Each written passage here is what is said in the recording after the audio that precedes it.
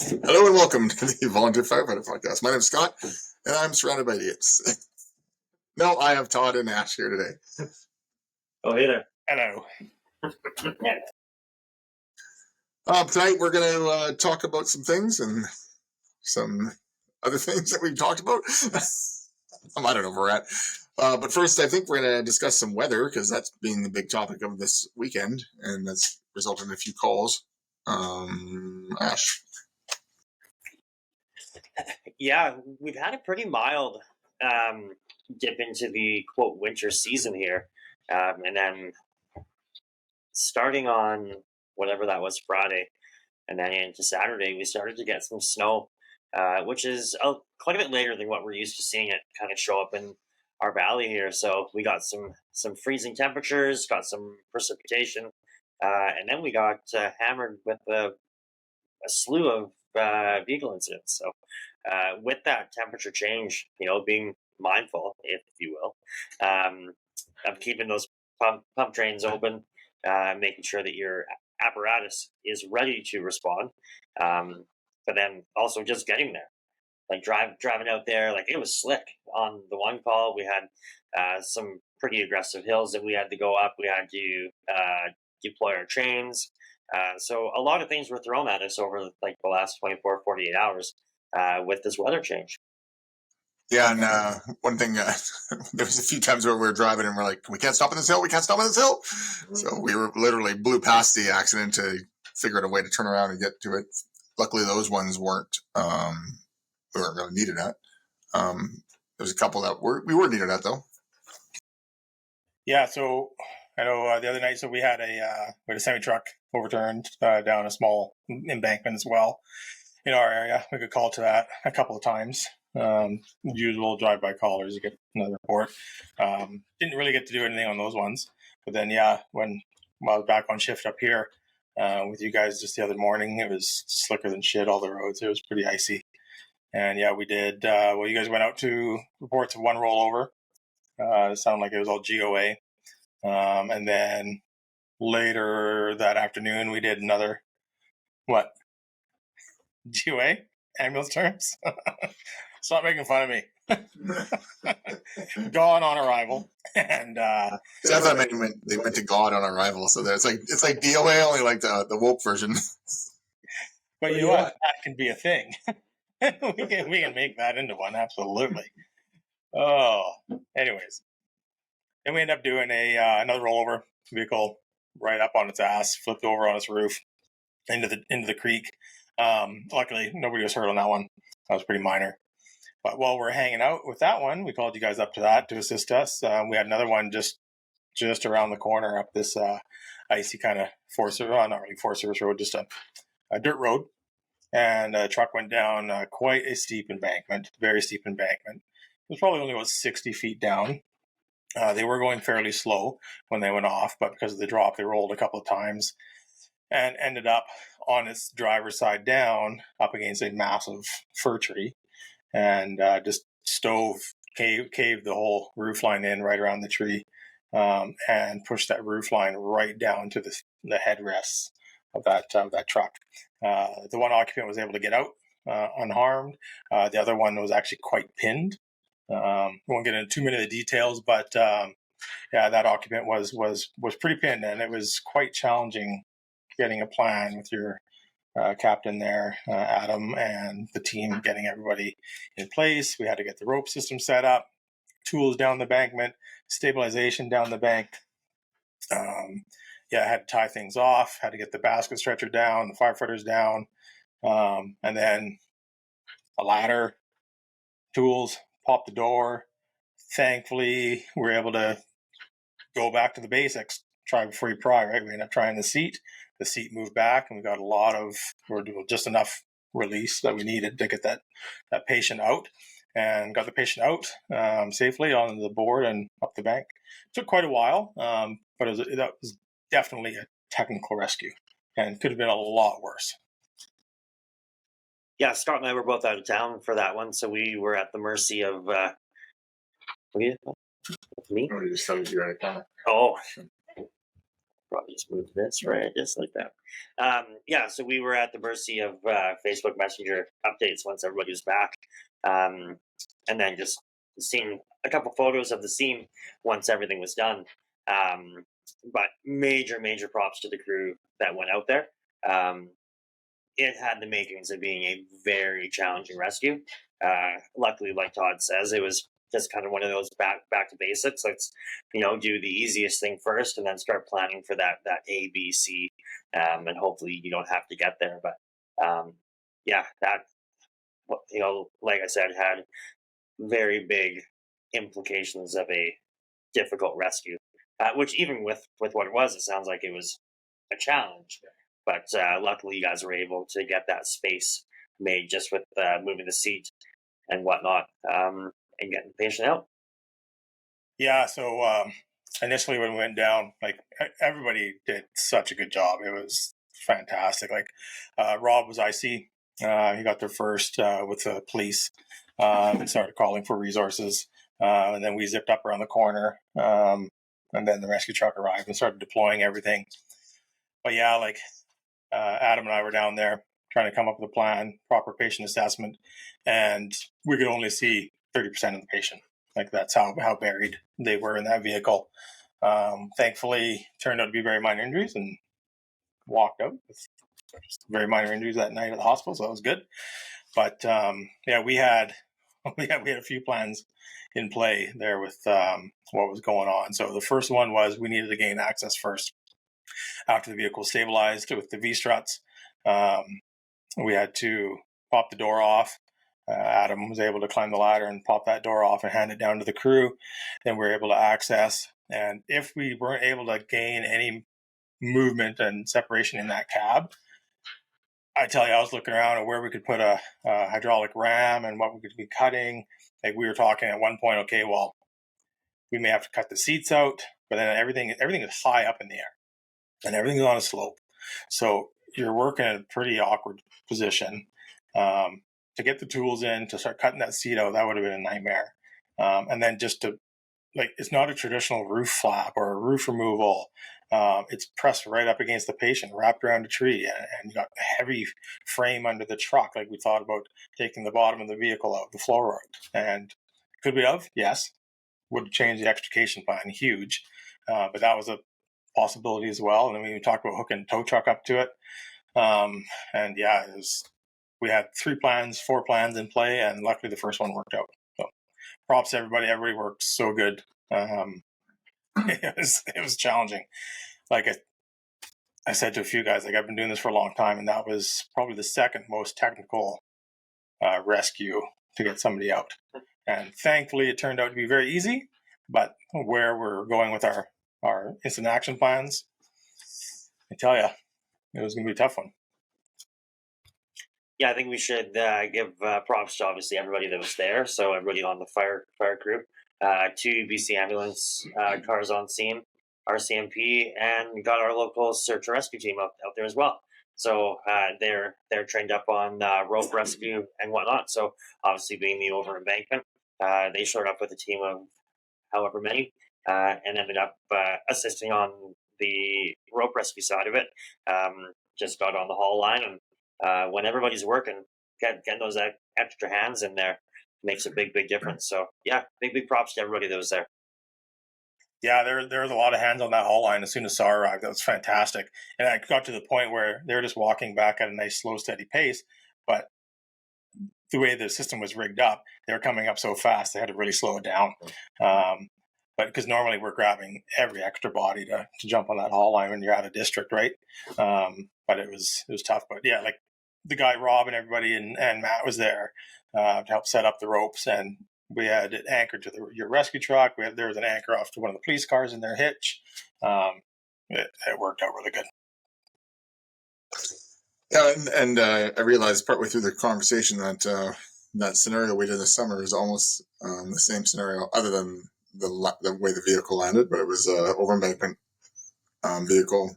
I think we had 2 patients in our scenario, and this was only one, but it was almost the same crew, including a senior captain, or actually, I guess you take away one of our junior captains, but senior to the department. and a junior crew working. So, usually our scenarios happen the week or two after we've done them, but now this one is several months. But anyways. Yeah, it's almost like clockwork, eh? You can say, all right, we just train this. And I wouldn't say it's everything that we do, but it is not unheard of for us to do, practice something, do a scenario, and then have it come to fruition within a couple weeks. So, yeah. And not really thinking of it. And Scott brought it up prior to going live here. And you start, looking back at all the similarities.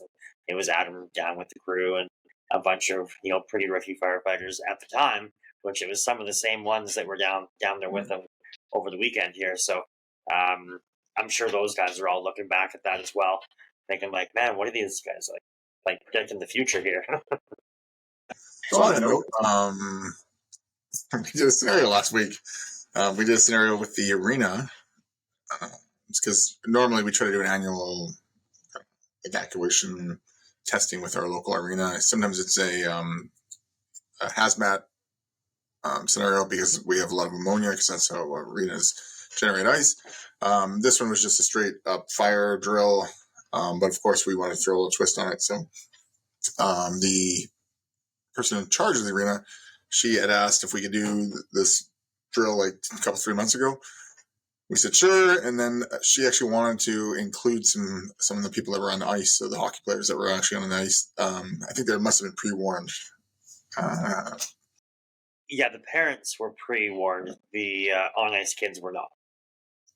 Yeah, I think the parents let some of it slip because when I poked my head out, I heard one of the kids go, "Hey, I think it's almost time." I'm like, So someone knew. But anyways, they sounded the alarm and did the evacuation. But what we did as a twist, because there's a concession stand in the arena, and we decided to have it as a fire. So we brought out the battle fogger, talked to the arena people first, told them that we're actually going to blast a fair amount of smoke into the hallway, which was actually a lot of smoke. And we actually just got some new little flickery firelight bulbs.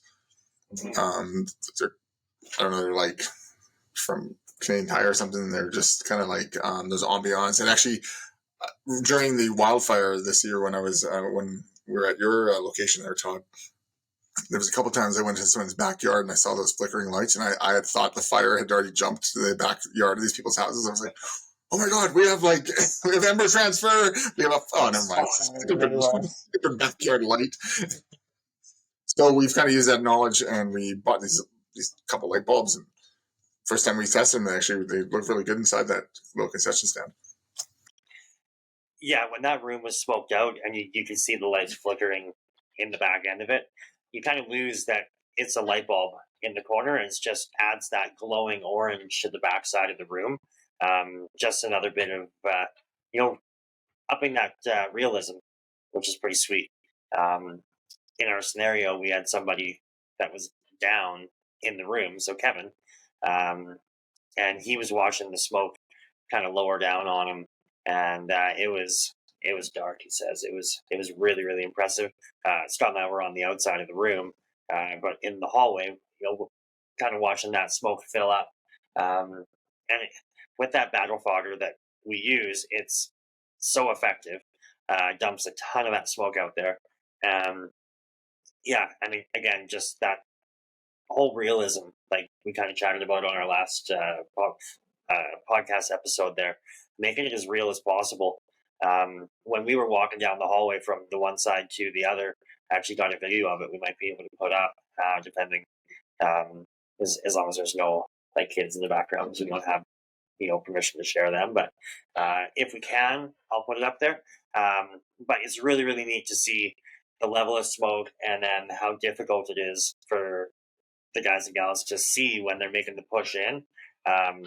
Which again, that's what you'll see in a real fire.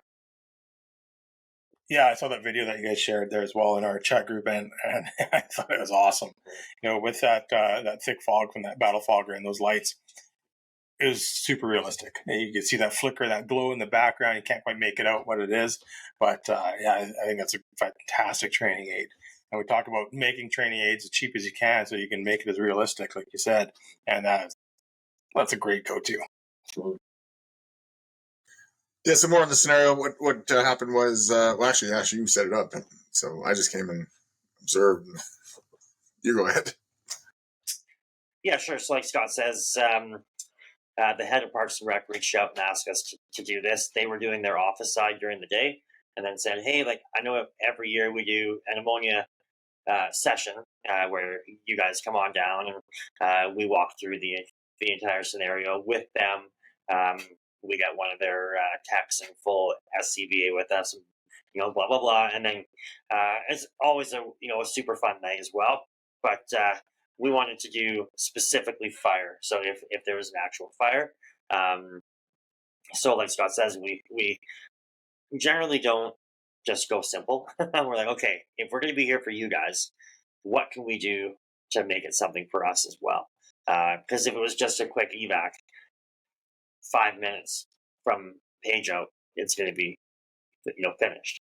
If there's no smoke, if there's nothing realistic, so we did get that simulated kitchen fire going there. So Scott and I were down there and got basically the go ahead to get the scenario started. Their SOG is anytime that there is an alarm that they have activated or they know it's confirmed, they phone the fire chief direct. Just because they've had so many false alarms with their ammonia system, there's been nothing wrong. They got little spikes or whatever and a small little release, and it triggers the alarm, and it's all safe, so safe sort of parameters. But we still race down there. Generally seems to happen late at night, so it's the big delay until someone gets there. So they wrote it in that they call the fire chief immediately as well and say, yes, like this is what we have that we are aware of. So the alarm went off. They started to do a quick sweep. They were getting all of the players and the parents and spectators off of the ice and coming out the alpha side of the building. And as they were doing their sweep, they get to the hallway, and even the guy, I don't know if he knew it was like we were going to be smoking that out as much, and he kind of like grabs the door, opens it, and he's like, "Nope, I cannot sweep the rest of this building. It's too heavily filled with smoke." By that time, Chief Bob was getting on scene because he's coming there direct. So he parks way over at stage and did a really awesome job and kind of started to marshal people away over towards staging or towards the their muster point, sorry. Because this was a rented ice time, they laid down some rubber matting kind of right at the exit of the building, and we had a fake muster point for everybody on skates. And as soon as we had them accounted for, we allowed the players to go back out on the ice because they are paying to be there. But they're going through the head count, and sure as shit, there was one of the kids was missing. Happens to be one of the kids that was attached to one of their workers. So that report gets out there. Hey, we are missing somebody. So now we have heavy smoke coming out of the Alpha Bravo, and we have a child missing. So that's what they're thinking as crews start to arrive. Bob makes a plan, says, Kate, like, whereabouts is the fire? And he's doing his 360. Was that kid meant to be missing? Or was he just missing? Like, he was meant to be missing. Yeah. Okay, I wasn't sure. Yeah, no. So it was one of the workers' kids, and we're like, okay, let's throw a kid in there. He's not a player out on the ice. He was just there while his dad was out doing his job. So he was in and out. Like, I guess at nighttime they're not always like right in the arena. So he's like, yeah, I might have my kid here with me for a bit. And sure as shit, this kid is now, as things start going crazy and there's smoke coming out, he just hides like some kids do. So we let all the players go back in, put all the parents in one spot. So okay, this is not in the scenario. Everything else is still live. So the initial truck rolls up, and Bob gives the task to Rob as the first due officer. Says, "Hey, I need an attack and a search." So they brought our new engine, which holds 6. So it was coming in heavy with guys and gals. So setting up somebody on door control right away. Got 4 people in on attack and search. Went in on a left-hand search as soon as they entered the main entrance of the building, because that's where they could see where the fire was. And then started calling for the extra resources, because now we're inside of this massive building. We're going to need some backup, and we're going to need RIT. So just kind of getting all of that established, and that happened really quick. We basically gave the firefighters a bit of a heads up. Okay, like we paged them out as the alarm was about to go, and we didn't start the smoke until the alarm started to sound. So we wanted them to be like ready to rock. They knew this scenario was coming, just to kind of minimize the overall time that we were going to be there. So things were happening in pretty rapid succession, but yeah, it was really neat to see, and you know, kind of going back to that MVA, our first new crew was more of our novice crew again. You know, looking back, we had a lot of seasoned firefighters that were here that night, but the initial crew was actually like some of our newer members. So it was neat to see them working together, and they actually click really well, because they just came up over the past year or two, you know, working as a core group and then released to the wild with all of us. But they worked really, really well together. Scott, what did you see once the crew got on scene? Yeah, they started their search. I think one of them called for a left-handed search, which made the most sense, because that's you can see the smoke pouring out of the kitchen area, and of course that's where we said the fire was. So made the most sense to go that way. So they pushed in. A little bit hectic. One of our newer members, newer guys, I think he wants to be like a team lead eventually. So it's kind of his first time doing it. I talked to him a little bit afterwards. Got a little sucked into the scene. Didn't quite detach. Kind of was the first one in, and he attached himself. Kind of was one of the first ones through the door. Ended up finding the patient, grabbing the patient, and then then Rob started calling for updates.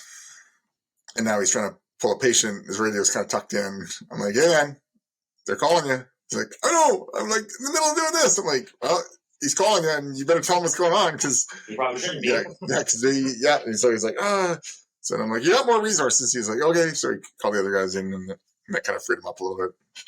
I think at one point I said, yeah, it kind of sucks being an officer, huh? He's like, yeah. So it works out well, though. Like, you know, it always amazes people, I think, when you start pulling a live person, because you know, when you're pulling a dummy, it's like you treat it like crap. Like, let's be honest, no one treats it like a live patient. As soon as they realized it was a live patient, everything kind of gets a little bit different. And also, like, just trying to move somebody through a small kitchen. It took them a bit.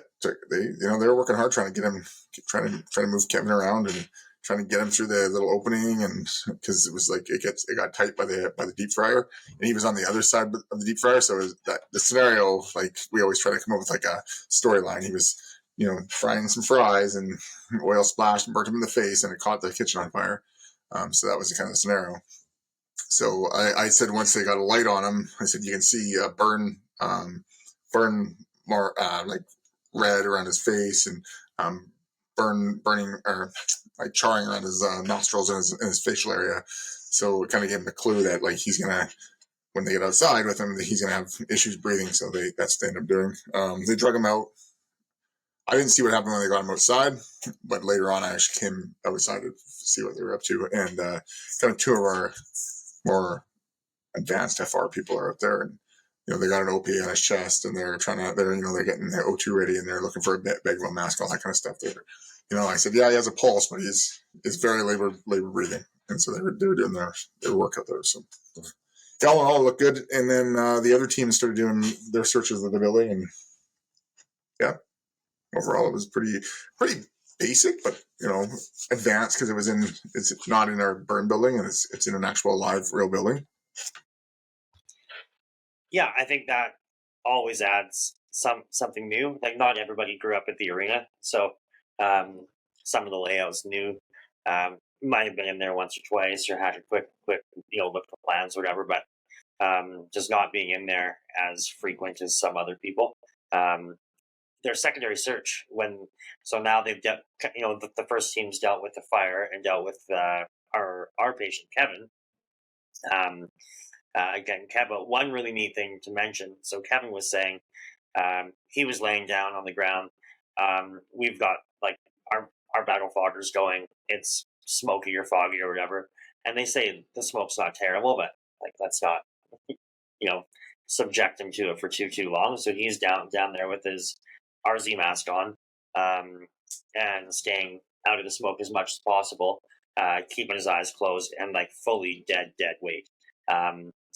He says their packaging was really good. They were really cautious and making sure that they're not smashing him into the legs of the fryer or cabinetry corners or whatever.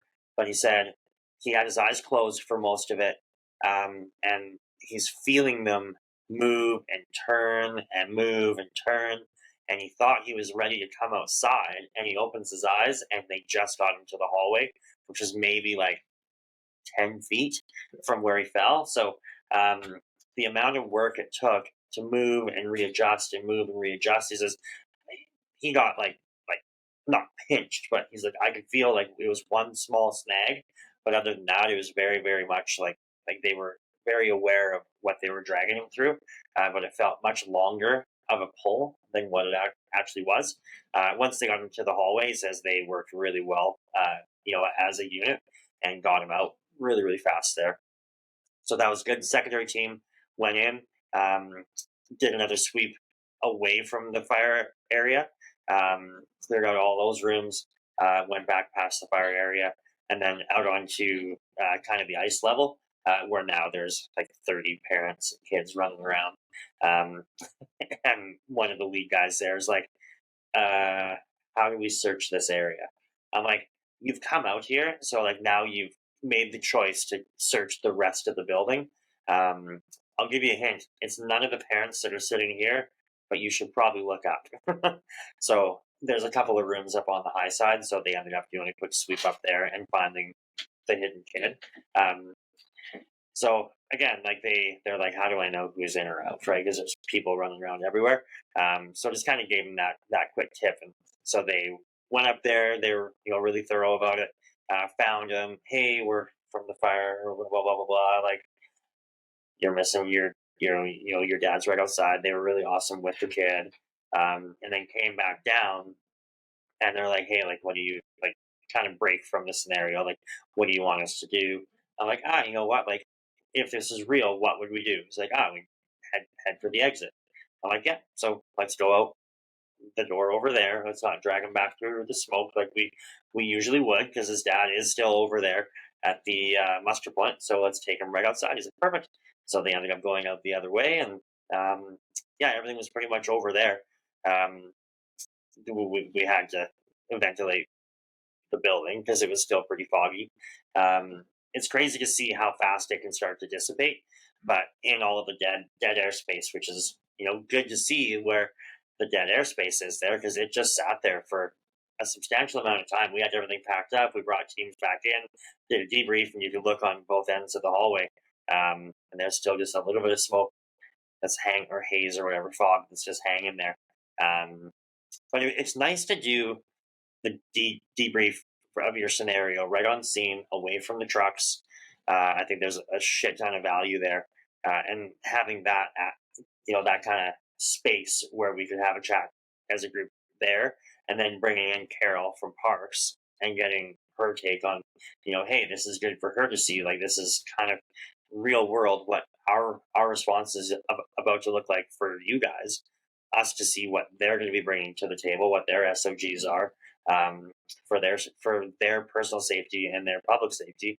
It was good to work a full scale scenario with them, because that building's old as shit. They generally they were well overstaffed. They're like, yeah, like anybody that wants to come can come. So I think they had 4 or 5 members on. Generally, it's only going to be one. So one person is going to be trying to do a lot of that alone. We'll likely get most of the people in the main area out of there quickly. But what's the rest of the building? It's an old building, and there's a lot of rooms in there. So yeah, I think that was a pretty good look at what a real situation there would have looked like, as long as it's small and contained. Yeah, because it was pushing out of the like even our battle fogger, the smoke was pushing out of the like the soffits and stuff, like it was out of the eaves of the building. That's it was pressurizing in there, and then finding the escape routes, and it was actually coming out of the exterior. And it's not like the room we were in is not on a wall, exterior wall. It's like inside the building a little bit, so it was finding little spaces to crawl out of. So it just tells us right there how quickly that would have actually, if that was a real fire, how it would have found those spaces inside the ceiling and push its way into the structure. And then, yeah, like you said, it's an old structure. Like the one video that you guys had, it looked like the battle fog with all the smoke, and I'm guessing because of all the cold and the humidity in there, it was actually like it was almost like a thermal layer. There's this white smoke hanging about 3.5, 4 feet off the ground, nice flat layer. I thought that was really cool in the video, especially with that simulated smoke. Yeah, and actually, when the crew came in, I told them, I said, you can see the smoke layer. I said, just imagine that's black smoke. That's not like this nice white laminar smoke. It's black and it's pushing. They're like, okay. So they just kind of painted that picture for them of what they're expecting, but they could see the smoke level. So I said, you guys got to go below that because I'm going to tell you right now, that's actually not the way it looks. It's much darker and hotter. Yeah, I think adding that simulated smoke is so helpful. Like our last practice, we were doing VEIS the week before. Then last week we did searches, and we went up to a desert park racetrack where it's like there's a big common area room and old like other little rooms where the betting offices were, and then some squash courts and a gym and stuff. And we were, of course, just telling everybody we had the lights all out.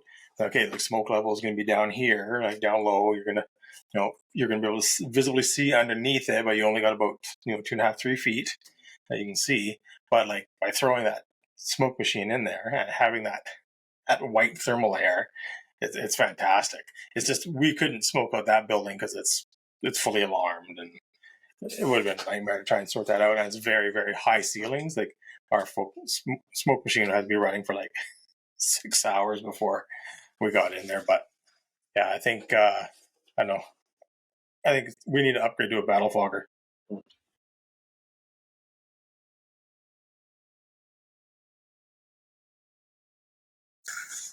Yeah, that battle fogger is going to be maybe sponsored. No, just kidding. No, we've been using it ever since we bought it for the seminar, and I want to get another one now for some other stuff we're going to do. So, yeah.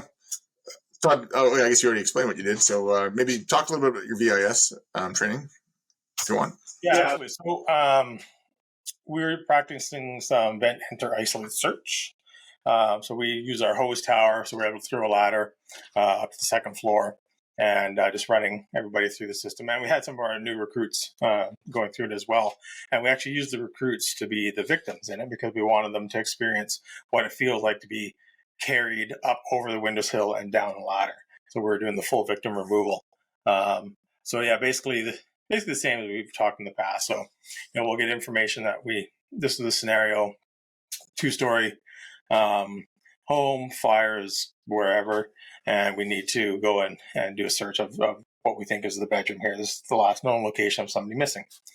So got the crew in through the ladder. We taught them how to break the glass with the ladder, and then place it just below the sill. First guy goes up with the tool, clears the window, puts his tool down in the floor, kind of feels around the floor, pops in.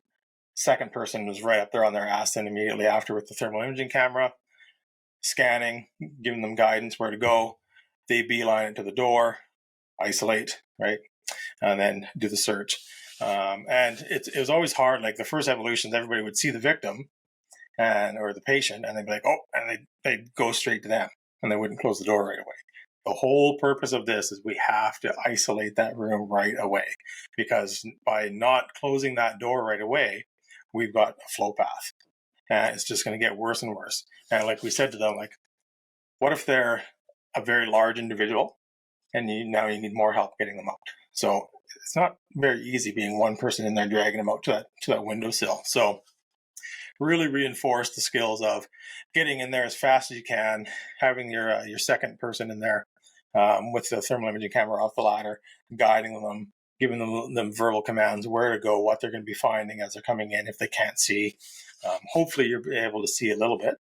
And then isolate that room, grab the victim, radio out, call for help. Then that person with the tip can bump in, and then that third man comes up the ladder, and then two people can prop that person up to the windowsill and do the arm carry down the ladder. So really, really good skills because we haven't actually practiced pulling people down out of a window for a while either. So that was pretty good. It's always a little challenging when we're doing that simulation because we're always in our bunker gear, and the jackets always get caught up on every rung as you go down, and it's a bit of a pain in the ass. But again, really good skills just to reinforce what it feels like to be going down as a victim, and then also I should be saying patient, not victim, and just reinforcing that one person can safely carry somebody fairly heavy and large down the ladder safely. Yeah, I think speaking of a larger victim or patient is really key. Sometimes in some of our training evolutions, we'll use our smaller dummy for the skill set, less of the hard work. In our scenarios, we'll use the larger dummy or a person to kind of throw that real world realism back in it, that it's not always going to be a kid. Hopefully it's never a kid. But yeah, it's if you only train with lightweight, when you get to a 200 plus pound person that's like dead weight, it's not that simple. I'm just going to grab and throw this person over my shoulder and easily pass out the windowsill and easily down that ladder. No, you need that bump up. You might need another one. Like you might be the second person and you might be the third in, just to effectively get that rescue going. So yeah, get those skills dialed with a lighter weight. So you've got that muscle memory of getting in there, getting that door isolated, doing your search, getting the patient out. All of that's great, but like real world, if there's anybody of size, any one of us, you'll need at least one extra person in there, maybe even two.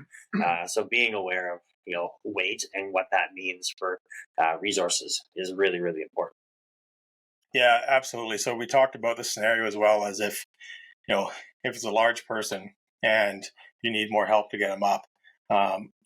That early radio communication out to IC saying that you need more assistance to get that person out. So at the bare minimum, if you can at least prop them up and throw their kind of upper torso and head out that window for that fresh air, and then we can be calling for more help. That more help could be another ladder right beside them and having two people up on that ladder and two people carrying them down now. Because if it's a very large person, you may need that. We didn't have time to actually practice that skill, but I think that's one that we're going to be potentially doing this week in one of our scenarios. But yeah, it's just troubleshooting, thinking outside the box, right? Like, okay, by isolating that flow path, by closing that door and isolating that room, you're creating that little safety zone. Get them in that fresh air.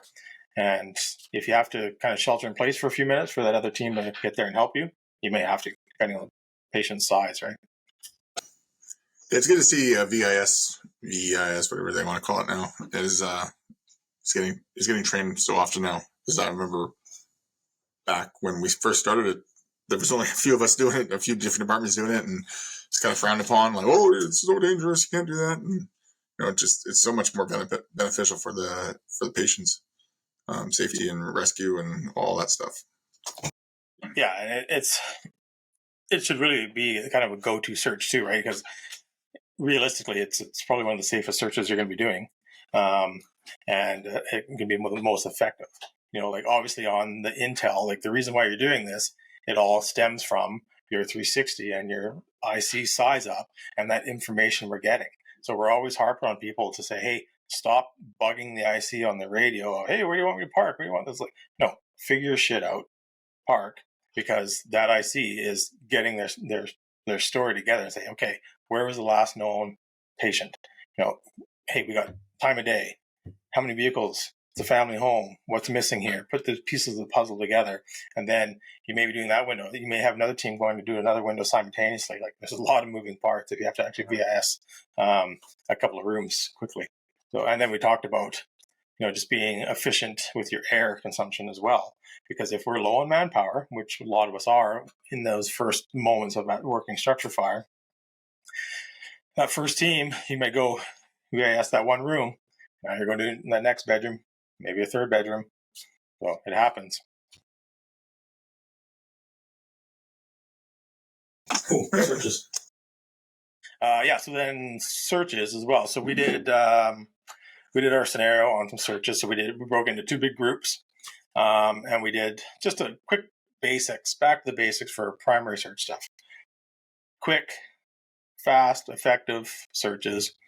We took in a hose line because we wanted the scenarios. Okay, you are designated as your search team, but your attack team is still looking for the fire. So you got your hose line in this scenario, and you're doing these searches. And it was quite a broad building that we're searching in.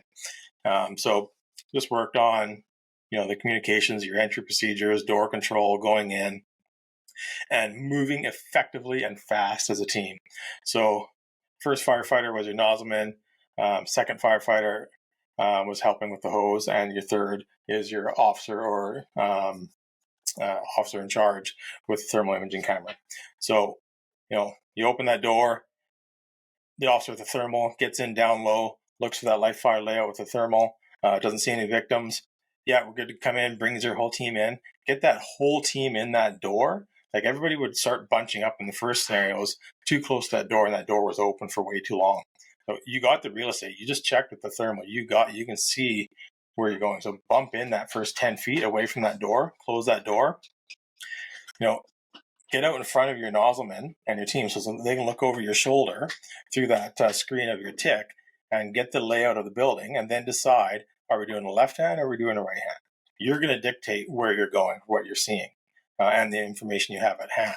Then relay that to IC. Say, hey, yep, search team 1, we're going to be doing a left-hand search. Okay, copy that left-hand search. And then, boom, push. So we worked off the wall. We talked about doing an effective search pattern and lines of communication like sight, touch, sound, right, voice, spreading out, doing a nice primary search. Once you find a door, same thing, door procedures. Person with a tick would jump in, scan that door. Firefighter would enter that room. Okay, I need to do an isolated search. Door control, back. It's basically almost like a VIS, right? So door control. He does a quick orientated search with that. What I like doing is I like having the nozzleman just anchor and hold at that door in the hallway, and then the 2 firefighters go in. So your officer in charge with the tick right at that door, and he can guide that firefighter doing that orientated search really quickly. And hey, you're coming up to a bed. Yeah, keep going. Hey, you got a window, and also closed loop communication. So as I'm searching, hey, I got a couch. Hey, yeah, you got a couch. You're searching. Okay, couch is clear. Hey, I got a window here. Copy that. I got a window. Like, just really, really close that loop of communication. So everybody's painting that picture of what you're finding in case you need to make that into a safe zone or you need to go into an exit now and go at that window. You all know as a team, that's where your window may be. And then we talked a little bit about working off the hose line and getting away from the wall. So if you need to bump out off that wall and be completely detached, you're going to communicate that. Hey, yeah, bumping out off the wall. Copy that, bumping out off the wall. 90 degrees. Start from your feet off the wall. You push out to where you need to do. Search your area. Don't turn around, but come right back to that wall so you're not getting disorientated. And then, again, communication. Yeah, back on the wall. Copy, back on the wall. Okay, let's keep going forward. And you keep pushing down. And then we threw some victims down as well. So one of our guys would drop. That wasn't in that search scenario. And they'd find the victim and then communicate, package, and bring them out. The one thing I really wanted to reinforce was when we find that patient is identify if it's a small patient or a large patient or an adult. If it's an adult, hey, I've got a person. Yeah, it looks like we've got a large person or an adult. And then do a big, wide search around them. Because if it's an adult, think of it, if it's my house and you're finding me, I'm probably going to my kids' bedrooms to find my kids. So there might be a second victim with them or very close to them. So do a nice extensive search right around them and then roll them over, make sure there's nobody under them or in their arms, and then package and drag them out. On your guys' scenario using that building, you said you were advancing a hose line. Were you charge hose line or? So that night we were just doing a uncharged hose line. Our calf truck, we can charge it with air. So we're going to do that with the scenario coming up. But we didn't screw anything up in the calf system. Only a couple guys know how to do it really well. So yeah, that's what we're going to do the next time because we don't have the fitting how you guys do with the air bottle. But yeah, we can do that with the calf truck. So that's where we're going to be looking for the next time because it's so much easier. Dragging a fucking limp dick line through the thing is just it's not as realistic. Like you're getting you're getting the basic skills, but dragging the hose line is it's awkward. Yeah, one thing I forgot to mention was and during our scenario, Ash brought his air compressor attached to a. You had quite the system going on: a generator, air compressor, and then we had the hose line on there. And so when the engine actually arrived, Ash grabbed the driver from the engine, and said, "Here's your new fire engine, back in my pickup truck, and you have to run the airline." So that always works pretty well. It does get like kinked and stuff, like because at one point I had the nozzle operator in the fire room with me, and I was like, "Well, hit it." He's like, "What?" I'm like, "You should be able to open that line." And he opens this like, "What?" I'm like, "Oh, never mind." It's kinked like three times back around the corner because it's not like water where it's like it's heavy and it's got some pressure, but it does give that roundness to the hose and makes them be able to move a little bit better. It does move more like a real hose. Yeah. It's a lot more efficient when you're doing that, especially when you're coming back. Like if you didn't find a victim, you're bringing your nozzle back, right? And just dragging that uncharged line, it's not as realistic. But then we also talked about, hey, because one team, they found a patient and they started bringing him out, and the one guy was still bringing the nozzle back. Like, why are you bringing the nozzle back? What's your priority right now? The patient. Drop your nozzle. You've already got your attack team in there. Like you're not, unless you're actively fighting fire where you're going to need protection, drop it, get that patient out. That is now your priority. Haul ass. All right. Any more? We're doing pretty good. Okay. Shout outs. Ash, Modus. Yeah, Modus, we give these guys props every week.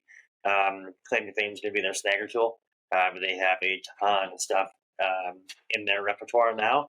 As Todd's reaching for, they got their X gloves. That's version 1. I think they're on 2 or 3 now.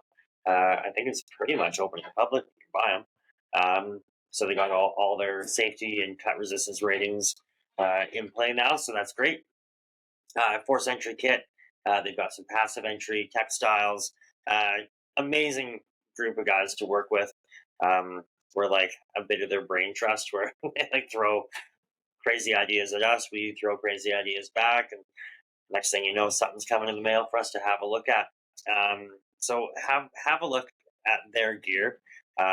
They are, 50% of them is a firefighter. And it's a great Canadian-based group that's actual firefighter tools for firefighters. Check them out online. Check them out on our YouTube. We have some videos out there. Their social medias has a ton of stuff. If you like what you see, which you should, use discount code DTFF and for 5% off your order. Just checking online, and yeah, the X gloves are active on there now. Boom! And actually, it looks like at this time, if you buy a pair of X gloves, you can get a free vehicle kit or something like that. So yeah, there you go. Todd, stop the bleed. Yeah, Stop the Bleed, very important. Stopthebleed.com or .ca. They'll go online and find out if there's any trainers near you in your area, or if you want to become a trainer, they can give you that information as well. Of course, direct pressure, wound packing, and tourniquet application. Make sure you're carrying a good tourniquet. Make sure it's out of the wrapper. Carry more than one. Have one in your bunker gear as well. We have played with them before. We put them over bunker pants and stuff. It does work. Of course, best practices, we try and remove the clothing, but you can put it over top of it. And yeah, just train. Make it as realistic. Put all the stop the bleed training in all your scenarios. Super important. Ash, Wolf Tree Coffee. Yeah, Wolf Tree Coffee out of Oliver, BC. We've been working with them basically since seminar. Came out with the initial attack plan. Been loving that. Amazing coffee. They've got a bunch of blends roasted locally here. You delivery up and down the Okanagan Valley and will ship anywhere. So check them out, wolftreecoffee.com. They're also on Facebook and Instagram. If you purchase the initial attack, $2 per pound is donated to the Honor House and Honor House Society Honor Ranch, which is an amazing cause that is there for first responders and military men and women. Tanner Wilson, Ash, you're Todd over there. Tanner Wilson Band out of West Coast, West Coast Canada, down the Lower Mainland. They are down in Nashville now for sounds like quite a bit of time, writing new songs, making new songs. We're a big support of them. They're fantastic. They've come and played with us for us a few times now, and everybody just huge props. They got a couple new songs out, so make sure you find them on all your listening platforms and search them up. And yeah, you have to find out when they're playing and go see them.